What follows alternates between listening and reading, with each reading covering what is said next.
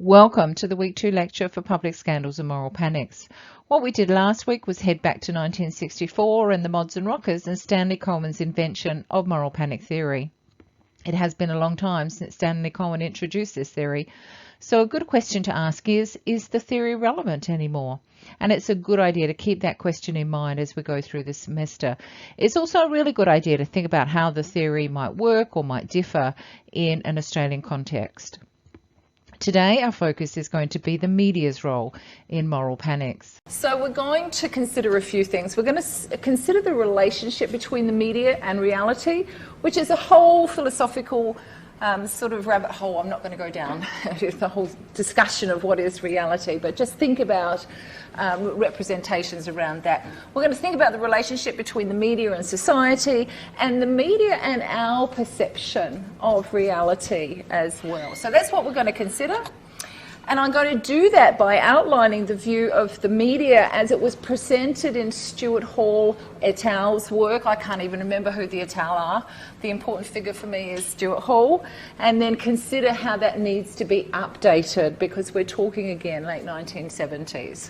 And why am I going to do it that way? I'm going to do that because Stuart Hall is a leading figure in media and cultural studies. And his work was highly influential as well. But I'm also going to do it because it is important for your assignments to be thinking about these ideas too. So why is the media important is the question. And I'm going to be quoting a bit from Stuart Hall on the way through. And if I'm reading the quotes, really I'm not doing that because you can't read, because I know you can. I'm doing that for the online audience who might not be viewing the slides at the same time as they're listening. So he says that the media define for the majority of the population what significant events are taking place. But also, and importantly I think, they interpret what's happening as well. And what we'll talk about later on is different interpretations. So how are we to understand that? The media is determining that for us. So they present on events outside the range of our immediate experience, and they're also commonly concerned with new events or unexpected events. Cowen, as we talked about last week, had this idea of the media exaggerating, distorting, projecting ideas onto us. So the media was very influential in his model of a moral panic. And he talked about this idea of representation. The media's take an event and then represent that to us. And I guess inherent in that is he's saying that there's something happening out there which the media can actually do. They can take that something out there and represent that present it again to us. This is quite an old view of representation, the way in which meaning is given, for example, by the media to things that are happening, to things that are being depicted. The idea that the media distorts or misrepresents something is, and it goes to what I was saying last week about having evidence, it means that the task of the scholar, or my task, for example, or your task in terms of assignments, is to measure the gap between the thing out there and what happened and how it is actually represented. It's kind of true meaning. And that's what Cowen was doing. Remember last week I talked about the evidence he went to get about damage and found that there was a little bit of damage caused, but not the amount of damage that was actually made out in the media. And exaggeration is a really important point when it comes to the idea of a moral panic. So there is some assumption there that some essential, inherent, monolithic, true meaning to that thing out there that the media is then representing for our benefit. So what Stuart Hall says is that journalists speak of the news as if events select themselves, and further that they speak as if which is the most significant news story and which news angles are most salient are actually divinely inspired. So divinely inspired, not humanly intervened with. So not humans doing this, some other sort of intervention. That's the way it's presented. Yet of the millions of events which occur daily in the world, only a tiny proportion ever becomes visible as potential news stories. And if you think about that, if you ever do, does anybody still watch the old-fashioned news coverage? on the television, where that's crammed into half an hour if you're on the ABC, a little bit less if you're on the commercial station. It seems amazing that we can have 7 billion people in the world in just a half hour of news. Although, of course, we'll also be getting news from different forms as well today. How does news become news? And there's this idea of news values, which was coined by a couple of Norwegian academics who went through analysing the news and came up with 12 of what they call news factors. These are things that will kind of act as a conduit, meaning that events will get into the news and be made into news.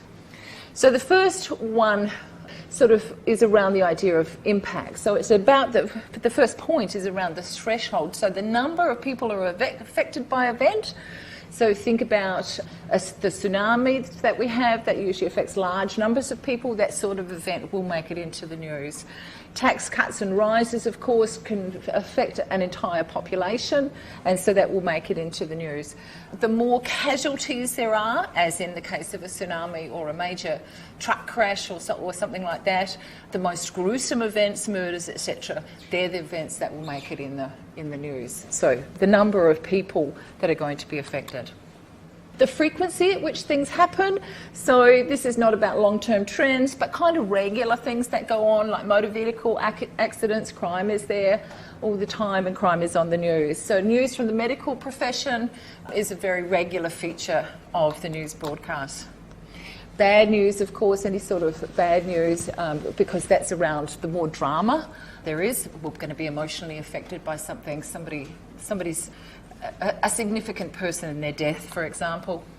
Unexpectedness rather than an everyday occurrence. So what comes to mind for me is the protests that are happening in Hong Kong at the moment. That's it's going on now for quite a long period of time, but when that first happened, that was unexpected. Going back a number of years, there were protests in the Middle East, what was called the Arab Spring. That seemed to come out of the blue as well, so they're unexpected events. When something seems clear, then it's presented in the news as well. So there's no ambiguity about it. It is very, you can seem to be able to make an interpretation of it. There's also what they call personalisation. So these are human interest stories. Usually the actions of particular people are presented when it comes to those. Meaningfulness, so the story is going to be meaningful to a number of people. So around Christmas, you'll always find lots of stories about Christmas because that's meaningful to a large number of people. These days, we could present a story about Ramadan, and that will have some meaning to large numbers of the population. There was a time when you wouldn't do that story because it would have very little meaning for the majority of people. Elite nations, for example, the United States and the United Kingdom. If you ever watch the Olympics, I'm always astonished at the number of countries that are represented in something like the Olympics that I have never heard of. Never heard of them, but I do know about some of the elite countries, particularly in Europe and the United States. And elite people. So whenever there's a new royal baby, of course, that will be presented in the news. There's also kind of the pragmatics of things as well. So the population largely still wants news stories about royal babies. And so that's a good thing to do. It's a very easy filler for newspapers. Continuity, I did mention the protests that are happening in Hong Kong. That's been going on now for some time. So that's about continuity of a story. Again, that's quite easy then to fill up gaps in the news.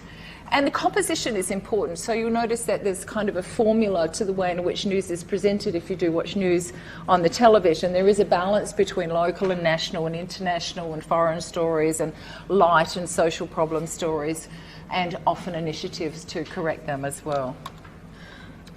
So a few years later, from the UK, there are a couple of academics who wanted to update this. So that was back from the 1980s.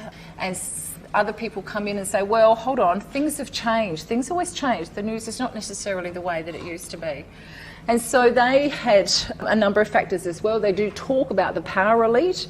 So very powerful individuals, organisations and institutions will be presented on the news on a regular sort of basis. Celebrities, people who are already famous, get on the news as well. That's very easy for them to do so. Any sort of entertainment, we have a lot more entertainment in our news now than we did have at one point. a surprise, anything that's an element of surprise or contrast. Bad news as well, so they have that one similar too. Good news as well, again, those stories where they have positive outcomes, where somebody has overcome a very serious illness and gone on to live their lives. Again, that idea of magnitude, a significant number of people involved.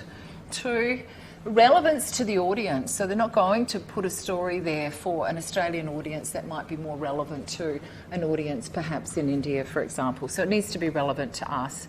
And then follow-up stories, stories that have already been going on for some time.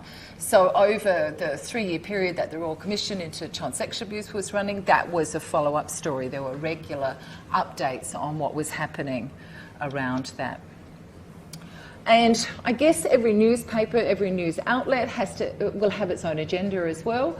And I'm watching, I don't know if anybody else is, but I'm watching the series about Fox News at the moment, which is on Stan, and they definitely had a very right-wing agenda, so that was their agenda. So each news, and if you read The Guardian, by contrast, they have quite a left-wing agenda, so each newspaper or print media or other media outlet will have their own agenda as well. And so the news story needs to fit that agenda, is my point there. And think about that historical context too that will come into play. So what's considered news now might be very different to what was news in 1981 or 2001 when those academics were analysing the news. So examples now, we didn't talk about climate change in the same way as we do now. We didn't talk about reconciliation with Aboriginal people at all. Gender pay gap, not at all. The Me Too movement, not at all. Okay, so news frames is about how you frame a story, and there's different ways in which you can do that. And journalists need to go and choose facts to support a story. So they might be telling a story, for example, about the murder of a woman. That could be framed as a domestic violence incident, or it could be framed as just a murder. Just a murder, that sounds awful, but not put it within a domestic violence framework. And for a very long period of time, we have not taken the incidents of women killed in their homes by their partners as domestic violence incidents. They have been framed just as murder, not as domestic violence. So facts then need to be shaped into a story, because what you're reading when you're reading the media or listening to anything on the radio, you're listening to a story that's being told. And then the frame will decide what is in and what is out of that story. So if you're framing the murder of a woman at home by her intimate partner, then you're going to leave out that details about that close relationship if you're not framing it as domestic violence. So there's different ways on doing that. You can do it in an episodic way, focus on the immediate event with little or no larger context. You know how what we do here is we look at an event and then we want to know what else is going on historically or socially around that event. We very rarely would look at one event, but often the media does, just looks at that event. And if I continue with that domestic violence, that would be not putting that event, the murder of a woman, in a larger context of domestic violence and the number of women who do end up getting murdered at home. So that would just be seen as one episode rather than painting or putting it into a larger story. Or you could do that, and that is often done now with this very example that I'm using, of a big picture event, which is where you would get statistics, look at the number of women who are murdered at home, expert analysis on that, look at the broader context in which some women live their lives. So Hall et al. Says two things follow from this. The first is that journalists will tend to play up the extraordinary, the dramatic, the tragic, etc., elements in a story in order to enhance its newsworthiness. So they've got to be able to make money out of this unless you're the ABC. So there's advertising involved, so they want to be able to spread that, and if advertising is dropping, then that's not very good for the business. So newsworthiness is important. The second is that events which score high on a number of those news values that I mentioned will have greater news potential than ones that don't. So that's why some stories never make it into the news. They don't have a number of those news values, they don't fit into the formulas, and it's not newsworthy enough or not relevant enough. So what he says is that moral panics can therefore be thought of as a media device, something that media does in order to maximise the newsworthiness of an event. They want to make the most out of it in order to be able to attract people to their particular outlet. So what another couple of academics say is that these new frames are almost entirely implicit, which means that they're hidden. They're not explicit, you can't see them. They're just hidden away there until somebody exposes them. They do not appear to either journalists, so we can let the journalists off the hooks, or audiences as social constructions. If you go and learn journalism, you'll learn how to shape stories according to those news frames, but you might not think about, well, this is just a social construction, and if we do it this way, then we could change it and do it in another way. But as primary, instead of as social constructions, they're seen as primary attributes of the events themselves that reporters are merely reflecting. So they're not looking at why particular stories become important. They determine what is, the news frames therefore make the world look natural. This is the way that the news presents the events, therefore makes the world appear that way to the rest of us. So they determine what's selected, so what's in, what's out, what's emphasised, and in short they go on to say the news presents this packaged world. This is the world. Does that make sense? Okay. And depending on your perspective, this is probably kind of a Marxist perspective, Hall et al. Reckon these representations of public opinion are then often enlisted by controllers as impartial evidence of what the public in fact believes and wants. So in other words, we're all kind of being manipulated by the ruling class. So who sets the agenda? So I want to talk about the primary definers. So what Hall says is that they set the parameter of the debate. They determine what we're going to be talking about, what we're going to be thinking about, and that'll be the government, politicians, the judiciary, the police, who are all representatives of the state. This is Hall's position. It happens because the media is under time pressure, and I don't know whether you know about the length of hours that journalists do need to work and the crunch they're under because they need to produce news all the time, and so they are under a time crunch. They want to be able to produce a story as quickly as possible. So that time pressure is an important consideration. Plus, they need to support their stories, so they need to go and find some evidence, and people with expertise. So they are going to look to people who are aligned with all of the major institutions. So they will go and find somebody from the police, for example, to talk about an event that's happened, or politicians or academics. So this leads to what Hall reckons is this systematically structured over-accessing to the media of those in powerful and privileged institutional positions. So and if you think about media releases will be coming from these organisations all the time as well, so that's a nicely packaged story already in advance for the media to be able to take that and reproduce it. So there's a lot of access to people at the top of society is what Hall is saying. So therefore, the news is actually reproducing the ideas, the values, and the normative framework of the powerful. That's what his analysis is saying. And that doesn't mean to say that's a conspiracy. The powerful aren't all getting together to decide and set the media up. It is actually more a structural reality. It's more about the way in which society is organised. Those at the top the media has more access to those at the top and want to know what they're saying.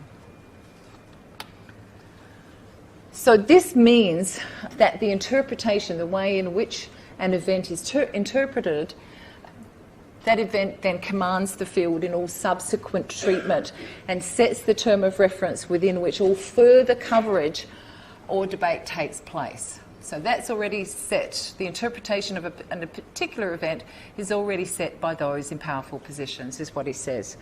Arguments against a primary interpretation are forced to insert themselves into a definition of what's already at issue. They must begin from this framework of interpretation as their starting point. So this initial interpretive framework is extremely difficult to change fundamentally, Hall says, once it's established. And I'll just read this other quote. Therefore, and then I think I've got an example. So effectively then the primary definition sets the limit for all subsequent discussion by framing what the problem is. So if we don't set the problem as one of domestic violence, for example, but one of murder, then what we're going to be talking about is murder, not about domestic violence. Do you see what I mean? It limits the discussion. So this initial framework then provides the criteria by which all subsequent contributions are labelled as relevant to the debate or irrelevant to the debate, besides the point. Contributions which stray from the framework are exposed to the charge that they're not addressing the problem. My example is around asylum seekers, and lots of you are familiar with this issue because we found that out in tutorials.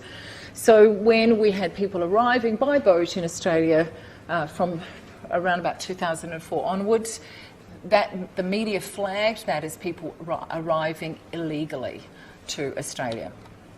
That set the parameters of the debate. If you do something illegally, then often there's criminality attached to that as well, so these were seen as criminals, and therefore they were seen as outsiders in Australian eyes, so they were un-Australian. This is all part of this debate. So therefore people seeking refuge in Australia therefore became a problem. Moreover, the problem is illegal boat arrivals. And the solution then became to stop the boat. That government position, and that was both sides of the government, of the political divide as well during that. But that government position, whether that was Liberal or Labor, was contested. There were lots of people saying, hold on, it's not illegal for people to seek refuge in the country by boat, even if it's coming by boat instead of by plane. There was figures, evidence to show that, hold on a minute, we receive very few refugees compared to other countries around the world. And we looked at figures assessing the number of people who arrived by boat, for example, over a particular period of time. So we went and got the evidence, in other words, to contest that particular position, and there was lots of protest. So it's not as if there was only one story. The government position and the media position was being contested, and the media was right in this. And if you look at this, track this over a period of time, you can actually see how media views have changed over a very long debate.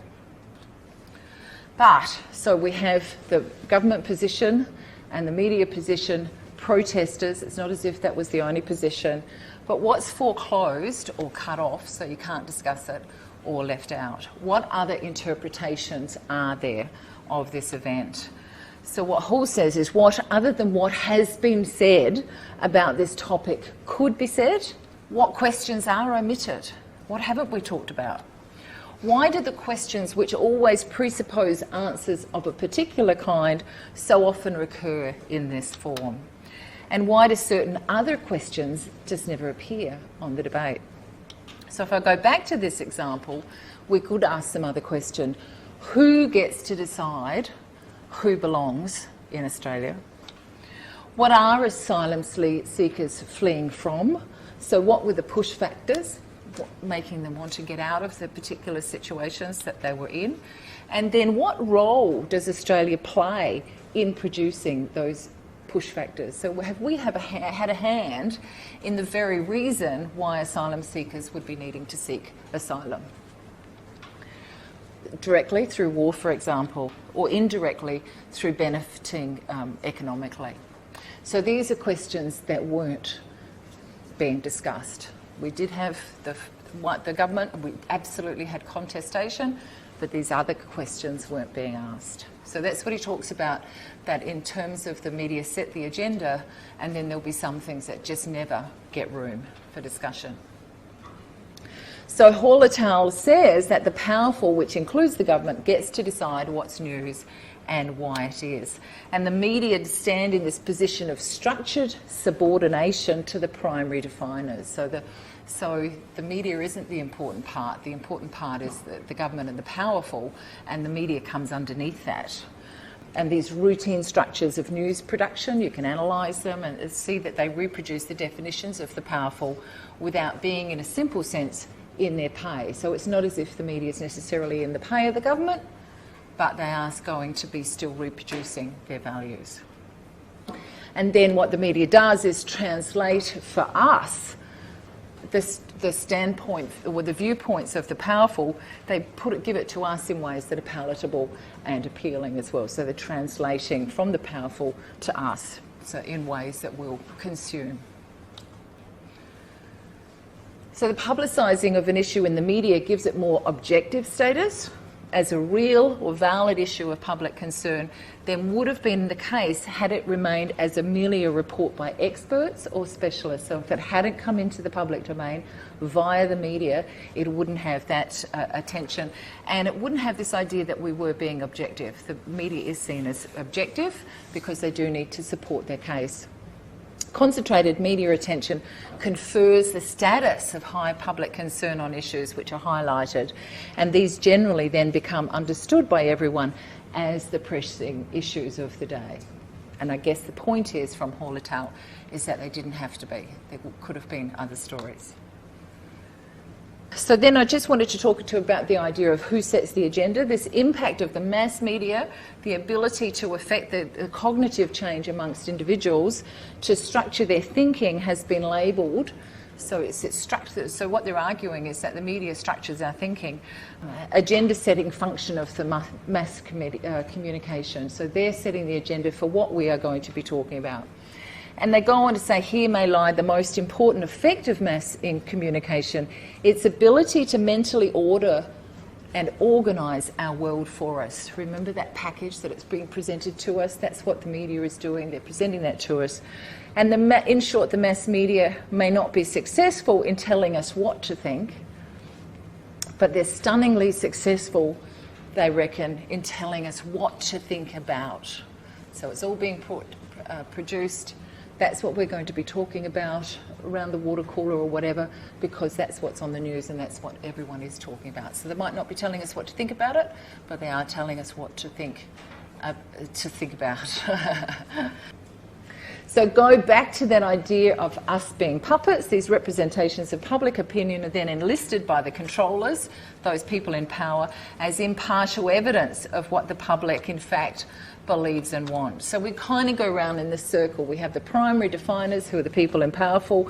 They influence the media, which influences us, the public opinion, which influences the primary definers, and round we go in a circle. But it is coming, basically Hall is saying that it's coming from the top. Is public opinion therefore evidence of something called false consciousness, which comes out of Karl Marx, that we can't see those connections? And that's kind of the puppet idea, that we're all being manipulated and we're just going along being pulled by these other strings. So this is Hall again. The media do not only possess a near monopoly over social knowledge as the primary source of information about what is happening, they also command the passage between those in the know and the structured ignorance of the general public. And in performing, so they're performing this connective role, mediating role between the powerful and the rest of us. The media are enhanced, not weakened, by the very fact that they're formally and structurally independent, supposedly, of the powerful and the rest of us. But that comes to the point about us being puppets. How do you feel about being a puppet, according to Stuart Hall's analysis? Does the population believe what the media tells them? So I want to think about the idea of the audience now, your position in all of this. And there's this idea of textual determinism, that the text itself controls the meaning. So we see a story or an image, and that's already controlled for us, and we're going to think about it in one particular way. So that meaning only goes in one direction, from the media to us, to the public, and everyone gets the same meaning. Hall disagrees with that. He doesn't think that. He's got this whole encoding and decoding model, that the same event can be coded or represented in more than one way, so that we can interpret things in our own way. So the message always contains, he reckons, more than one potential meaning besides the preferred encoded one. So the preferred one is what the media intention is. So messages have the potential to be read and decoded in different ways. So what he actually reckons, even though he's got that puppet idea, he actually also allows for the fact that we play an active role in decoding and interpreting messages. If I give you an example, what are the potential meanings of this particular image? How could you, the public, interpret this particular event image? Yes, Alexandra? See it either, sorry about my voice. That's as all right. people fleeing terror, or you could see it as both people arriving to take control of the state. Yes, so you could see it in two quite conflicting ways, or not necessarily conflicting even. People fleeing terror and people arriving on our shores. It could be something entirely different. It could actually be some people on the high seas and not have anything to do with fleeing anywhere. They might have just got in trouble. Maybe they were out on a day cruise, maybe not. Maybe that's stretching things.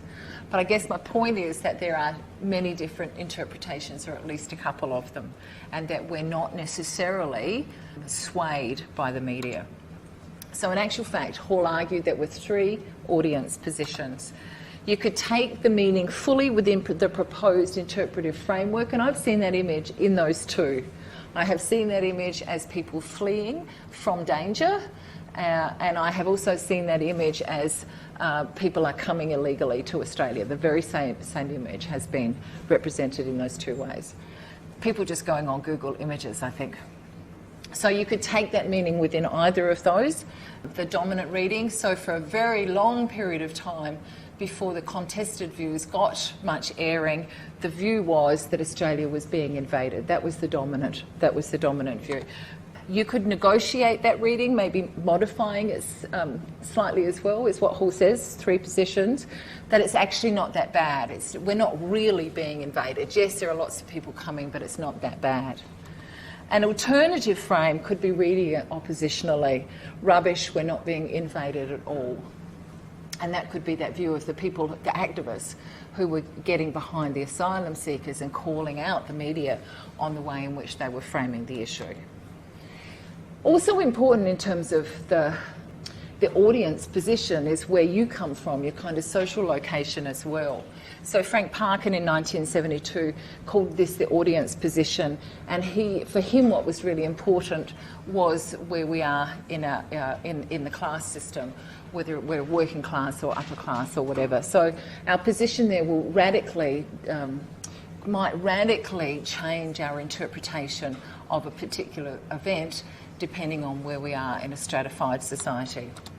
Since 1972, we've thought a lot more about audience, and we've thought about it not only in terms of class, but we've also thought about it in terms of race and gender as well. So that all of our position, our social location, will inform the way in which we think about a particular news story.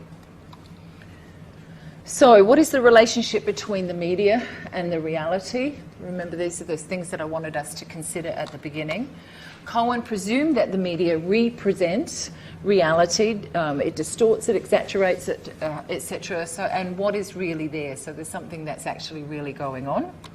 We talked about how the media selects events and is prone to sensationalism. Anything that out of the ordinary is a primary news value. And so that is what will, to use that phrase, sell newspapers.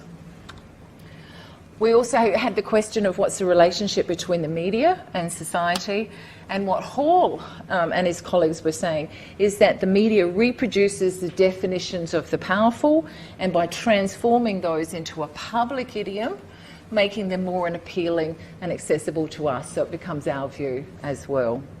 There are structural constraints, and this whole idea of the objectivity of the media means that we don't necessarily see all of those connections, but the media has an agenda-setting function. What the problem is, what the causes of the problem are, what the solutions to the problem are. So they set the agenda for how we think about any event, and for even, as I said, what we think about. And the third question was around what the relationship between the media and one's perception of reality is. And Hall et al. Argued that the media is our only source on many events. Therefore, the media is telling us what's going on. But it's not that we're passive, we do actually actively engage as well. So now what I wanted to do is just talk about the changing media landscape, because, as I said, a lot has changed since Stuart Hall was, and he was very profound and a very, very big deal. But a lot has changed, and he and one of his colleagues wrote in 2013, they said we couldn't write that chapter on the media that way any longer.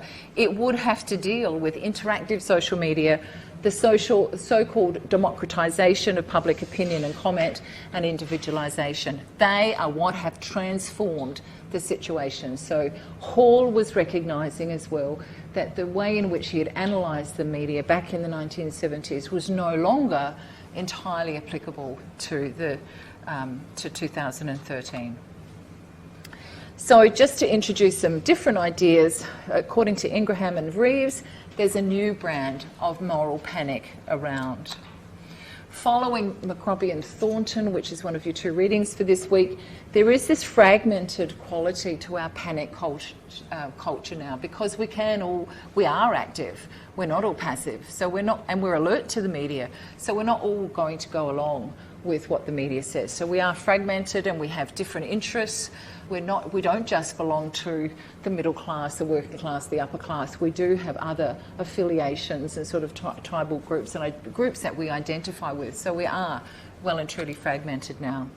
And they reckon that the mass media, by which they mean the corporate newspapers, the television, so the big corporate run media outlets, and the state no longer need to produce moral panics. That's actually no longer required. So they don't need to produce it, is what Ingraham and Reeves are saying in 2016.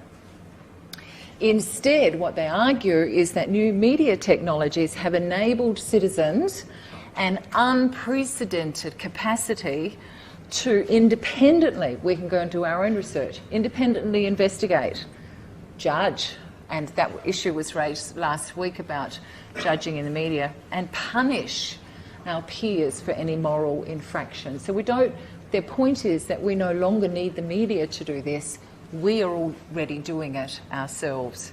And for example, the online shaming culture. So we'll go after someone and shame them ourselves, so we don't need the media to do that anymore. They go on to say that the police and the courts are often unable to mete out punishments as severe or intimidating as the ostracism, job loss, death threats and physical attacks that accompany what Urry calls our increasingly mediated culture of shame, and think about trolls and things like that go on. So in other words, they're saying the powerful are nowhere near as effective as the rest of us in going after somebody that we take against. Our current shaming culture, they say, is symptomatic of a deep-seated political disenfranchisement that leaves us grasping to do something. So we're no longer relying on the powerful or the judiciary or anybody else, the authority figures, to do things because it seems like they're not. We feel disenfranchised, feel alienated from that. So because we feel powerless to initiate change, we're actually doing it ourselves through social media shaming, whipping people into shape. So this powerlessness in part is actually produced by the uselessness, they reckon, of the new media. So we feel powerless to do anything, so we do it ourselves. So, in summary today, what we've looked at is some tools for examining moral panics as media events. We've had a look at Hall's 1970s argument about the role of those in power to muster moral panics. And we've had a look at the media role in creating public opinion, which feeds into government policies. And we've begun to think about how new media technologies have changed the nature of moral panics.